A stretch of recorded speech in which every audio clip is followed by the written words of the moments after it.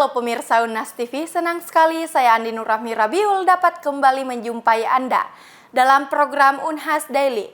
Dalam beberapa menit ke depan kami akan menyajikan berita-berita terpercaya hanya untuk Anda. Konferensi Internasional ke-8 tentang Akuntansi, Manajemen, dan Ekonomi 2023 dengan tema Membangun Ekonomi dan Bisnis Inklusif bertempat di Hotel Unhas. Berikut berita selengkapnya untuk Anda. Konferensi Internasional ke-8 tentang Akuntansi, Manajemen, dan Ekonomi 2023 diselenggarakan di Hotel & Convention pada Rabu 22 November 2023. Dengan mengangkat tema Membangun Ekonomi dan Bisnis Inklusif, kegiatan ini merupakan serangkaian acara konferensi internasional yang diselenggarakan oleh Fakultas Ekonomi dan Bisnis Universitas Hasanuddin. Kegiatan ini dibuka oleh MC, dilanjutkan dengan tampilan tari Toraja dari UKM Seni Tari Unhas, sambutan oleh Profesor Dr. Abdul Rahman Kadir, SE, MSI, CIPM, CWM, Dekan Fakultas Ekonomi dan Bisnis Universitas Hasanuddin. Selanjutnya sambutan dari Profesor Insinyur Sumbangan Baja MPhil PhD selaku Sekretaris Universitas Hasanuddin. Menuju sesi utama dalam acara seminar yang dibawakan oleh moderator, terdapat 4 pemateri, yaitu Profesor Dato Dr. Norman Muhammad Saleh dari Universiti Kebangsaan Malaysia, Arianto Patunru PhD dari Australian National University Australia, Mubarik Ahmad PhD dari Conservation Strategy Fund Indonesia, dan Rayenda Kresna Brahmana dari Coventry University UK. Oke, mungkin yang pertama apa yang kita maksudkan dengan inklusif dan mencakup apa saja gitu ya. Jadi inklusif dalam ekonomi itu kan yang pertama adalah soal kepemilikan sumber daya atau capital yang dipakai dalam suatu proses produksi. Nah, yang pertama itu kita harus lihat apakah lahan itu yang akan digunakan dalam proses produksi itu pemilik awalnya siapa gitu. Nah, kalau lahan itu milik masyarakat misalnya, perlu ditemukan cara-cara dan kebijakan yang memungkinkan lahan masyarakat itu bisa menjadi bagian modal usaha, sehingga tidak perlu masyarakat itu diambil lahannya dan diusir, walaupun dengan kompensasi gitu ya. Karena jarang sekali masyarakat itu setelah menerima kompensasi, hidupnya bisa sukses. Dalam wawancara, Mubarik Ahmad PhD menjelaskan bagaimana strategi utama membangun inklusif dalam menciptakan lapangan kerja produktif dan menguntungkan. Sebenarnya apapun bisa, yang penting potensinya dimaksimalkan penggunaannya. Kalau di pembicaraan yang tadi, intinya kan sebenarnya kita mestinya bisa tumbuh lebih dari 5%, ya kan? Dan kalau memang pemerintah maunya Indonesia menjadi negara maju tahun 2045, kalau 5% aja pertumbuhan agak susah, gitu kan? Nah, sekarang pertanyaannya, channelnya apa untuk supaya bisa tumbuh lebih cepat, ya kan? Nah, bisa apakah konsumsi? Kelihatannya tidak. Kalau konsumsi domestik kan terbatas. Investasi juga terbatas, uangnya nggak begitu banyak. Nah, makanya yang saya usulkan tadi adalah mengoptimalkan jalur perdagangan.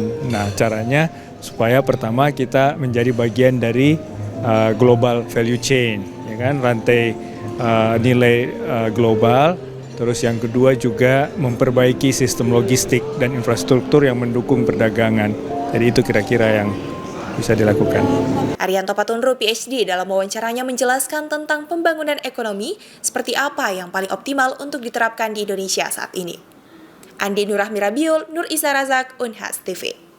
UNESCO menetapkan bahasa Indonesia sebagai bahasa resmi dalam pleno konferensi umum ke-42 yang digelar di Markas Besar UNESCO Paris, Prancis pada Senin 20 November kemarin. Bahasa Indonesia menjadi bahasa ke-10 yang ditetapkan sebagai bahasa resmi untuk Konferensi Umum UNESCO. Bahasa Indonesia ditetapkan sebagai bahasa resmi pada Konferensi Umum Organisasi Pendidikan, Keilmuan dan Kebudayaan Perserikatan Bangsa-Bangsa yang dikenal dengan UNESCO. Penetapan tersebut berlangsung di Markas Besar UNESCO, Paris, Prancis. Penetapan tersebut menambah jumlah bahasa yang resmi digunakan dalam Konferensi Umum PBB. Sebelumnya, PBB telah menetapkan 9 bahasa, seperti bahasa Inggris, Arab, Mandarin, Prancis, Spanyol, Rusia, Hindi, Itali, dan Portugis. Dan bahasa Indonesia menjadi bahasa ke-10 yang ditetapkan oleh UNESCO sebagai bahasa-bahasa resmi untuk Konferensi Umum PBB. 10 bahasa resmi tersebut memiliki hak-hak khusus, yakni dapat digunakan dalam konferensi PBB, serta menjadi bahasa yang digunakan dalam menuliskan dokumen-dokumen resmi PBB. Dari sudut pandang mahasiswa Universitas Hasanuddin, momen ini menjadi tantangan sekaligus peluang yang harus dikelola dengan baik. Selain menjadi kebanggaan, tentunya bangsa Indonesia memiliki tugas tanggung jawab baru setelah penetapan tersebut.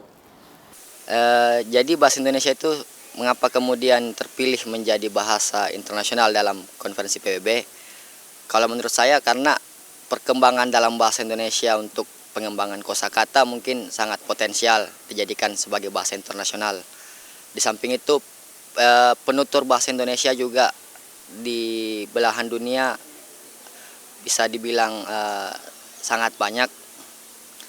Terus impact yang kita dapatkan sebagai mahasiswa, serasa sebagai mahasiswa sastra Indonesia sendiri ada satu kebanggaan ketika bahasa Indonesia ini terpilih menjadi bahasa internasional. Kemudian tugas utama pemerintah mungkin adalah bagaimana mempertahankan bahasa Indonesia itu sendiri, karena tidak bisa kita pungkiri bahasa Indonesia sendiri pun dalam penggunaannya tidak sangat digunakan ya.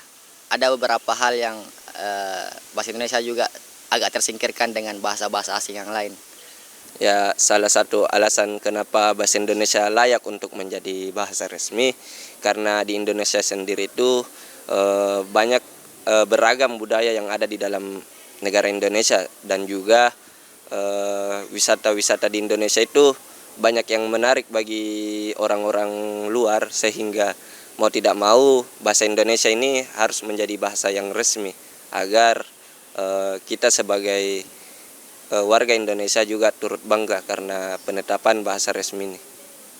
Untuk sampai ke pencapaian ini, bahasa Indonesia telah melalui sejarah yang panjang. Mengenai momen ini, Profesor Dr. Haji Muhammad Darwis MS, Guru Besar Ilmu Linguistik Fakultas Ilmu Budaya Universitas Hasanuddin memberikan tanggapannya.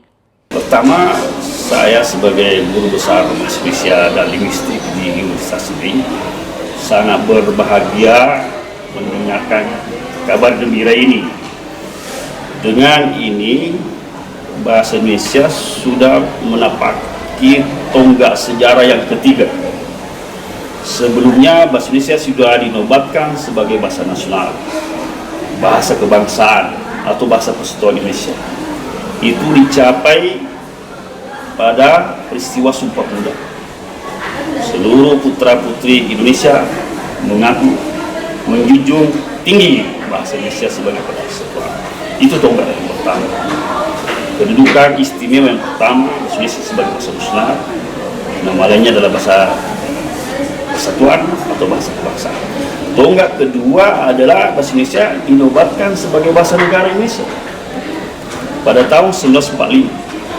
Jadi tahun 2023 ini kabar gembira. Bahasa Indonesia dinobatkan sebagai salah satu bahasa internasional, bahasa resmi pada salah satu badan khusus PBB, yaitu UNESCO. Ini tonggak yang dirindukan. Pasti memberikan arah baru terhadap pengembangan bahasa Indonesia ke depan. Tentu kita berharap ke depan bukan hanya menjadi bahasa resmi pada badan khusus, kalau bisa menjadi bahasa resmi pada sidang umum PBB. Itu cita-cita yang akan datang. Tetapi dengan ini saja kita sudah bersyukur. Apalagi bahasa Indonesia dipilih. Sebelumnya sudah digadang-gadang hari ini terwujud, tapi secara internal kita ada persaingan di dalam pemilihan nama. Apakah kita mengusulkan bahasa Indonesia atau kita mengusulkan bahasa Melayu? Perdana Menteri Malaysia pernah mengunjungi Presiden Jokowi mengharapkan agar namanya itu bukan bahasa Indonesia, mereka bahasa Melayu. Tapi Menteri Nadiem menolak itu. Bahasa Indonesia yang pantas digunakan sebagai sebutan untuk bahasa internasional ini. Apa sebab? Bahasa Melayu itu adalah bahasa, sebenarnya bahasa Indonesia itu adalah bahasa Melayu yang sudah dikembangkan sesuai dengan perkembangan zaman. Tetapi sekarang kita memilih bahasa Indonesia. Penetapan ini tentunya menjadi kebanggaan tersendiri bagi bangsa Indonesia. Namun sejarah perjalanan bahasa Indonesia tidak berhenti sampai di titik ini. Kedepannya akan banyak tantangan yang harus dihadapi dengan kebijakan-kebijakan yang lebih baik untuk terus menjunjung bahasa Indonesia di dunia internasional. Sesuai dengan amanat Pasal 44 Ayat 1 Undang-Undang Nomor 24 Tahun 2009 tentang bendera, bahasa, dan lambang negara serta lagu kebangsaan yang berbunyi, pemerintah meningkatkan fungsi bahasa Indonesia menjadi bahasa internasional secara bertahap, sistematis, dan berkelanjutan. Universitas Hasanuddin berkesempatan menjadi tuan rumah dalam kegiatan Presidential Forum and Annual Meeting yang diselenggarakan oleh Nationwide University Network in Indonesia. Kegiatan ini berlangsung di Ballroom Unhas Hotel and Convention. Kegiatan ini merupakan agenda tahunan jejaring perguruan tinggi Nusantara yang dikenal dengan NUNI. Kegiatan ini dibuka secara resmi oleh Wakil Rektor Bidang Kemitraan, Inovasi, Kewirausahaan, dan Bisnis Universitas Hasanuddin, Profesor Dr. Engineering Insinyur Adi Maulana ST.MPhil, yang juga merupakan PIC Pilar Riset dan Inovasi NUNI. Forum ini menghadirkan para pimpinan maupun perwakilan pimpinan dari 21 perguruan tinggi terkemuka, baik swasta maupun negeri, yang tergabung dalam Nationwide University Network in Indonesia atau disingkat NUNI. Kegiatan ini mengangkat tema Cultivating Environmental Sustainability Leadership in Universities, Nurturing Tomorrow's Eco-Conscious Changemakers. Dalam kesempatan ini, Rektor Universitas Hasanuddin yang berhalangan hadir secara luring, bergabung secara daring, dan memaparkan materinya sebagai pembicara kunci. Ia juga menyampaikan terima kasih karena Universitas Hasanuddin diberikan kepercayaan untuk menjadi tuan rumah dalam kegiatan yang luar biasa ini. Sebagai tuan rumah, Universitas Hasanuddin mempersiapkan banyak hal untuk memastikan kegiatan ini berjalan dengan lancar. Ya, jadi kegiatan ini kita mulai dari tanggal 21 November, ya, dimulai dengan kegiatan yang namanya Student Camps. Jadi, Student Camps-nya akan berlangsung selama 3 hari dan hari ini adalah hari yang terakhir. Kemudian secara paralel, hari ini ada Presidential Forum, Presidential Meeting yang merupakan pertemuan antar wakil-wakil rektor atau rektor dari seluruh universitas anggota NUNI. Besok itu dilanjutkan dengan rapat pengurus harian dari NUNI itu sendiri. Jadi rangkaian kegiatannya dari tanggal 21 hingga tanggal 24 November. Jadi Unhas dikonfirmasi sebagai tuan rumah itu sejak tahun lalu di pertemuan NUNI di Salatiga. Dan itu merupakan sebuah kehormatan yang besar bagi Unhas bisa menjadi host, ya, bisa menyambut, ya, para utusan, ya, perwakilan dari masing-masing universitas yang tergabung di NUNI. Persiapannya tentu kita dari jauh-jauh hari sudah mempersiapkan segala hal-hal teknis berkoordinasi dengan panitia yang dari Sekretariat NUNI Pusat. Rapat tahunan ini melibatkan Dewan Kemitraan NUNI, jajaran pengurus NUNI, serta para pimpinan dari beberapa perguruan tinggi terkait. Terdapat beberapa fokus pembahasan dalam rapat ini, diantaranya mengenai calon anggota baru NUNI. Dalam sesi ini, terlebih dahulu dipaparkan napak tilas sejarah perjalanan NUNI, dengan 21 perguruan tinggi terkemuka yang tercatat sebagai deklarator. Kemudian dilanjutkan dengan pemaparan 4 pilar NUNI. Dalam kesempatan ini pula, para delegasi dari tiap-tiap perguruan tinggi memperkenalkan diri dan menyatakan komitmen untuk bersama-sama membangun jejaring perguruan tinggi Nusantara ini. Oh ya, NUNI itu berdiri 2011, ya, jadi 12 tahun yang lalu, sebuah prakarsa untuk mempertemukan perguruan tinggi di Indonesia, perguruan tinggi yang terkemuka, baik swasta maupun negeri. Kemudian cara memilihnya itu dari setiap kota-kota besar di Indonesia diidentifikasi berdasarkan semacam tolok ukur tertentu. Salah satunya tentu akreditasi, ya, status akreditasi.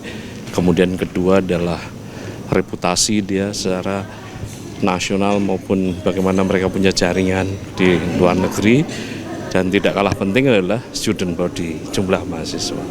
Nah, itu melalui proses yang cukup panjang, diinisiasi memang oleh BINUS University. Saya sendiri waktu itu rektor di Universitas bukan BINUS yang didatangi, dan kemudian saya merasa tertarik dengan konsep ini karena gagasannya adalah sebenarnya meningkatkan kolaborasi yang selama ini tuh nggak pernah terjadi antara negeri swasta, itu kan tidak pernah terjadi, ya. Spiritnya adalah mau negeri, mau swasta, mau afiliasinya Muhammadiyah, mau afiliasinya yang lain ya, Islam mungkin NU, kemudian ada Katolik, ada Kristen, Protestan, dengan yang negeri itu bisa termasuk yang umum nasional seperti misalnya Universitas Surabaya ya, itu salah satu contoh. Itu universitas yang tidak berafiliasi ke kelompok tertentu itu bisa berkumpul, tujuannya adalah mempertemukan keunggulan-keunggulan di ke-21 perguruan tinggi ini untuk menjadi keunggulan pendidikan tinggi di Indonesia itu. Kegiatan ini menjadi momen berkumpulnya para pimpinan universitas yang tergabung dalam NUNI. Diharapkan kegiatan ini dapat melahirkan kolaborasi-kolaborasi yang lebih luas dan lebih progresif. Tak hanya di skala nasional, tetapi hingga skala internasional. Iva Aisyah Rahman, Muhammad Syaiful, Unhas TV. Berita tadi sekaligus menutup perjumpaan kita hari ini. Terus saksikan Unhas Daily hanya di Unhas TV. Saya Andi Nurrahmi Rabiul mewakili kru yang bertugas pamit undur diri dan sampai jumpa.